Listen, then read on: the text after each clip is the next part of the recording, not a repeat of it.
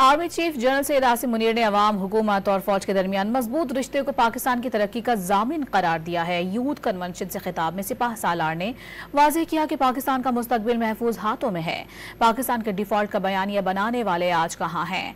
Army chief ने अवाम को social media के हैजान और फितने की असरात से दूर रखना रियासत की जिम्मेदारी करार दे दी। आज के हाथों में है अक़वाम की तकदीर, हर फर्द है मिल्लत के मुक़द्दर का सितारा। अवाम, हुकूमत और फौज के दरमियान मजबूत रिश्ता ही पाकिस्तान की तरक्की का जामिन है। आर्मी चीफ ने वाज़ेह कर दिया कि मुल्क का मुस्तकबिल महफूज हाथों में है। सवाल किया कि पाकिस्तान के डिफॉल्ट का बयानिया बनाने वाले आज कहाँ हैं? यूथ कन्वेंशन से खिताब में नौजवानों को पाकिस्तान का सबसे कीमती सरमाया करार दे दिया। जब हम आपके रोशन और चमकते चेहरे देखते हैं, आपकी आंखों की चमक देखते हैं, तो हमें यकीन हो जाता है कि हमारा मुस्तकबिल, इस पाकिस्तान का मुस्तकबिल वो मजबूत हाथों में।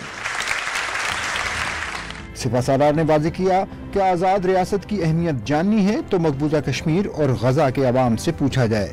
और आज़ाद रियासत क्या है, इसकी अहमियत जाननी है तो आज लीबिया के लोगों से पूछें, कश्मीर के लोगों से पूछें, गजा के मुसलमानों से पूछें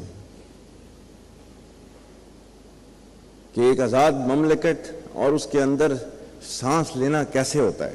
आर्मी चीफ ने अवाम को सोशल मीडिया के हिजान और फितने के असरात से दूर रखना रियासत की जिम्मेदारी करार दे दी। वाज़ेह किया कि खैबर पख्तूनख्वा के अवाम 22 साल से फौज के साथ दहशतगर्दी के खिलाफ खड़े हैं। कबायली मिल बैठ कर तनाज़ात खत्म करने में मदद करें।